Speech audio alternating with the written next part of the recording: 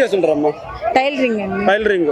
మరి జగనన్న పరిపాలన ఎలా ఉంది? బానే ఉంది. ఏం బాగుందంటే ఏం చెప్తారమ్మా? ఏం బాగుందంటే అన్ని ఇస్తున్నారు కదా, నెరవేర్చుతున్నారు కదా అన్ని. టైలర్స్ కి డబ్బులు పడుతున్నాయి, ఈ వైఎస్ఆర్ చేయూత అని, పావల రుణాలని అన్ని పడుతున్నాయి అండి. బానే ఉంది. ఏమీ లేదని చెరువులో చెప్తుంది కదా. ఇచ్చే వాళ్ళకి ఇస్తారు, ఈయనోళ్ళకి రానోళ్ళు బాధపడుతున్నారు, వచ్చిన వాళ్ళు ఇది పడుతున్నారు. కానీ ఈసారి మాత్రం 25,000 మందికి పట్టాలు ఇచ్చేది కంపల్సరీ అందరికీ వచ్చింది. 25,000 పట్టాలు ఇచ్చారు. ఇస్తున్నారనే కదా వచ్చింది ఎంతమంది జనం. మరి వీళ్ళందరూ ఓట్లేసి జగనన్న గెలిపిస్తారా?